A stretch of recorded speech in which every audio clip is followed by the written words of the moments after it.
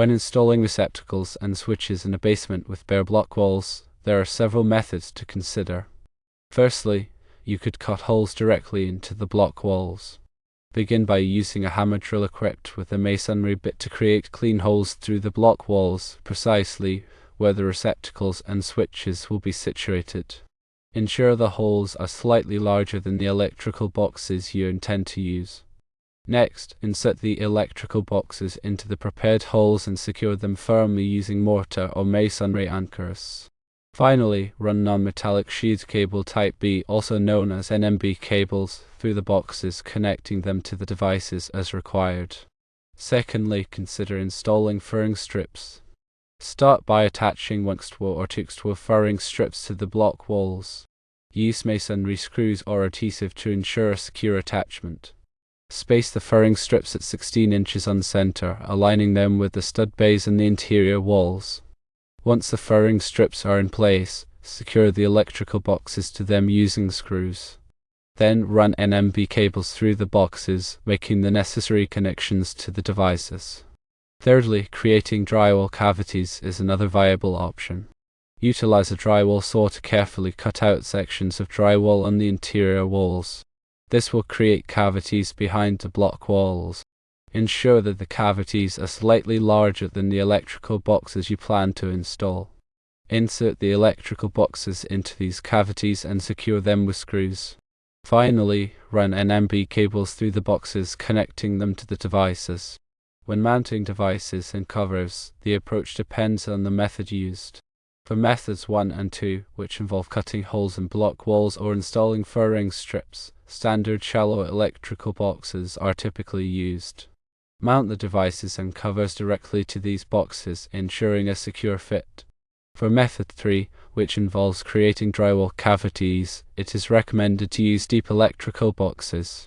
Additionally, mount drywall rings around the boxes to ensure that the covers are flush with the drywall surface. These rings provide a stable base for the covers, maintaining a clean and professional appearance. Here are a few tips to keep in mind during the installation process. Firstly, always use an NMB cable with a jacket that is specifically designed to resist moisture and rodent damage. This will help to protect the wiring and ensure its longevity. Secondly, consider insulating the walls with rigid foam board or spray foam to improve energy efficiency. This will help to reduce heat loss and lower energy costs. Thirdly, seal any holes or gaps around electrical boxes with caulk to prevent drafts and moisture infiltration. This will help to maintain a comfortable and dry environment. Finally, it's important to check whether a building permit is required in your area before starting the installation. Obtaining the necessary permits will ensure that the work is done in compliance with local building codes and regulations.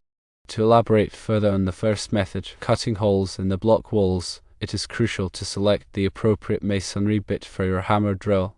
The bit should be slightly larger in diameter than the electrical boxes you intend to use. This will allow for a snug fit without excessive gaps. When drilling, apply consistent pressure and maintain a steady hand to create clean, even holes. After drilling, use a chisel and hammer to remove any loose debris or rough edges from the holes. This will ensure a smooth surface for the electrical boxes to sit against. When securing the electrical boxes with mortar or masonry anchors, make sure to follow the manufacturer's instructions carefully. Proper installation is essential to prevent the boxes from shifting or becoming dislodged over time. Regarding the second method, installing furring strips, it is important to choose furring strips that are straight and free from defects. This will ensure that the electrical boxes are mounted level and plumb. When attaching the furring strips to the block walls, use masonry screws that are long enough to penetrate the block at least 1 inch. This will provide a secure hold. Alternatively, you can use construction adhesive specifically designed for masonry surfaces. Apply the adhesive liberally to the back of the furring strips and press them firmly against the block walls. Use clamps or temporary supports to hold the furring strips in place until the adhesive has fully cured. With respect to the third method, creating drywall cavities, it is important to exercise caution when cutting the drywall. Use a sharp drywall saw and make clean, precise cuts. Avoid tearing or damaging the surrounding drywall. When inserting the electrical boxes into the cavities, make sure they are properly aligned with the studs in the wall. Secure the boxes to the studs using screws. If there are no studs nearby, you can use butterfly anchors or other suitable fasteners to provide additional support. When running NMB cables through the boxes, be sure to strip the wires correctly and make secure connections. Use wire connectors that are appropriate for the gauge of the wire. Avoid over-tightening the wire connectors, as this can damage the wires. After completing the wiring, carefully tuck the wires into the boxes, making sure they are not pinched or damaged.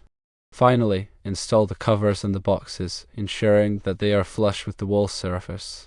In addition to the above methods, there are a few other considerations to keep in mind when installing receptacles and switches in a basement. Firstly, it is important to ensure that all wiring is properly grounded. This will help to protect against electrical shock. Secondly, it is recommended to install ground fault circuit interrupter, also known as GFCI receptacles, in any areas that are prone to moisture, such as near sinks or washing machines. GFCI receptacles are designed to trip and shut off power in the event of a ground fault, preventing electrical shock. Thirdly, it is important to follow all applicable building codes and regulations when installing electrical wiring. This will help to ensure that the work is done safely and correctly. Finally, if you are not comfortable working with electrical wiring, it is best to hire a qualified electrician to do the job. Electrical work can be dangerous, and it is important to take the necessary precautions to protect yourself and others. Remember to always turn off the power at the breaker before working on any electrical circuits. Use a voltage tester to verify that the power is off before touching any wires. Wear rubber gloves and safety glasses to protect yourself from electrical shock and other hazards. Work in a well-lit area and avoid distractions. If you are unsure about any aspect of the installation, consult with a qualified electrician. Safety should always be your top priority. When using NMB cable, it is important to select the correct gauge of wire for the circuit. The gauge of wire is determined by the amperage of the circuit. For example, a 15 amp circuit typically requires 14 gauge wire, while a 20 amp circuit typically requires 12 gauge wire. Consult the National Electrical Code, also known as NEC Table 310.15. D16 for more information on wire sizes. When running NMB cable through walls and ceilings, it is important to protect the cable from damage. Use cable staples to secure the cable to the studs or joists.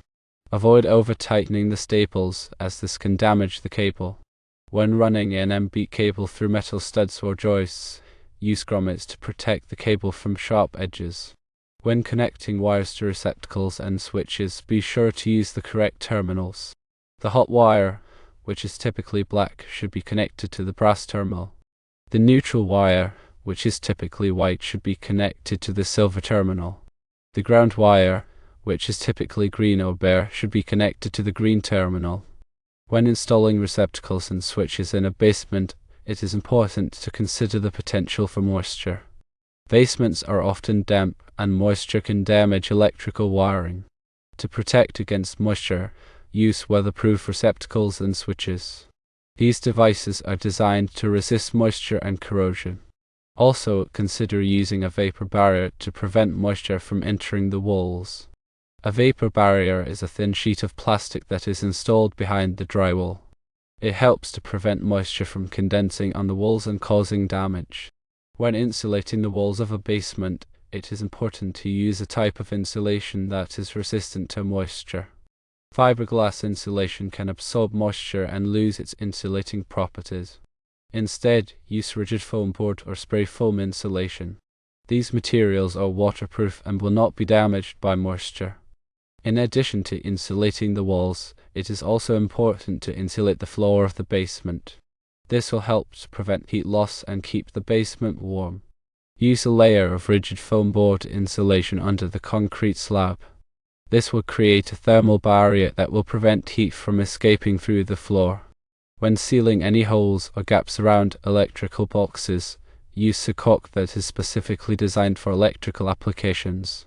This type of caulk is non-conductive and will not interfere with the electrical wiring. Also, be sure to use a caulk that is resistant to moisture and mold. This will help to prevent moisture from entering the electrical boxes and causing damage. When obtaining a building permit for electrical work, be sure to provide accurate information about the scope of the project. This will help the building inspector to assess the safety of the work. Also, be prepared to provide drawings or diagrams of the electrical wiring.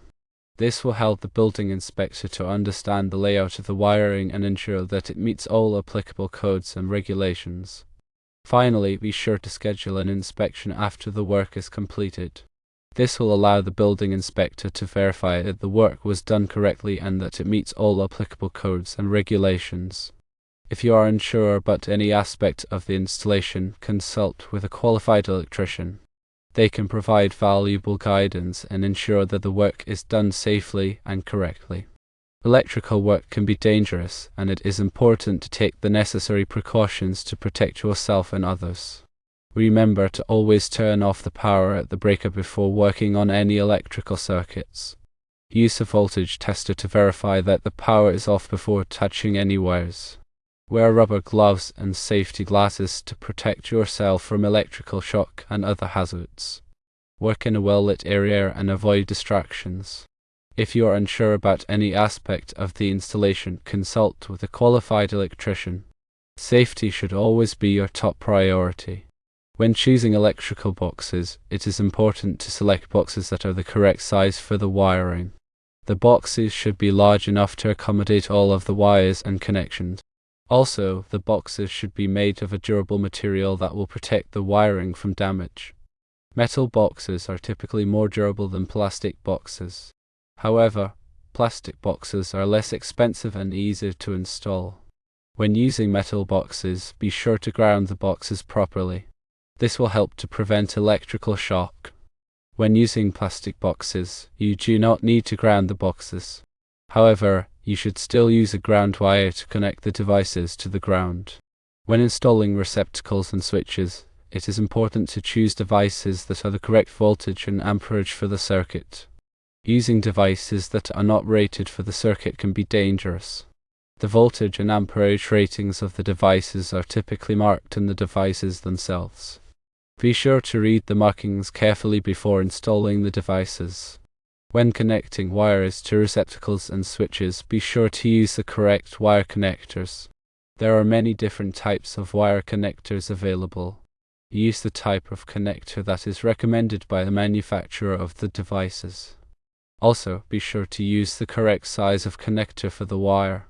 Using the wrong size of connector can damage the wire or cause a loose connection. When installing covers on receptacles and switches, be sure to use covers that are designed for the devices. The covers should fit snugly over the devices and protect the wiring from damage. Also, the covers should be made of a durable material that will withstand wear and tear. When working with electrical wiring, it is important to be aware of the potential hazards. Electrical shock can be fatal. Always take the necessary precautions to protect yourself from electrical shock. If you are unsure about any aspect of the installation, consult with a qualified electrician. They can provide valuable guidance and ensure that the work is done safely and correctly. Remember to always turn off the power at the breaker before working on any electrical circuits. Use a voltage tester to verify that the power is off before touching any wires. Wear rubber gloves and safety glasses to protect yourself from electrical shock and other hazards. Work in a well-lit area and avoid distractions. If you are unsure about any aspect of the installation, consult with a qualified electrician. Safety should always be your top priority. The NEC is a comprehensive set of standards for electrical wiring and safety. It is updated every 3 years. Be sure to consult the latest edition of the NEC before starting any electrical work. The NEC is available from the National Fire Protection Association, also known as NFPA. You can also find the NEC online. The NEC covers a wide range of topics, including wiring methods, overcurrent protection, grounding, and equipment installation. It is important to be familiar with the NEC before starting any electrical work. The NEC is not a law. However, it is often adopted by state and local governments as a building code. This means that electrical work must comply with the NEC in order to be approved by the building inspector. The NEC is a valuable resource for anyone who is working with electrical wiring. It can help you to ensure that your work is safe and complies with all applicable codes and regulations. When working with electrical wiring, it is important to be aware of the potential for fire. Electrical fires can be caused by faulty wiring, overloaded circuits, or damaged equipment. To prevent electrical fires, be sure to inspect your wiring regularly. Look for any signs of damage, such as frayed wires, loose connections, or cracked insulation. If you find any damage, repair it immediately. Also, be sure to avoid overloading circuits. Do not plug too many appliances into a single outlet. Use a power strip with a surge protector to protect your electronics from power surges. If you experience an electrical fire, evacuate the building immediately and call 911. Do not attempt to put out the fire yourself. Electrical fires can be very dangerous, and it is best to leave it to the professionals. In addition to the NEC, there are other resources available to help you with electrical work. These resources include books, websites, and training courses. Books on electrical wiring can provide you with detailed information on wiring methods, overcurrent protection, grounding, and equipment installation. Websites on electrical wiring can provide you with up-to-date information on the latest codes and regulations. Training courses on electrical wiring can provide you with hands-on experience in wiring circuits and installing equipment. These resources can be very helpful for anyone who is working with electrical wiring. They can help you to learn the proper techniques and ensure that your work is safe and complies with all applicable codes and regulations. Remember to always prioritize safety when working with electricity.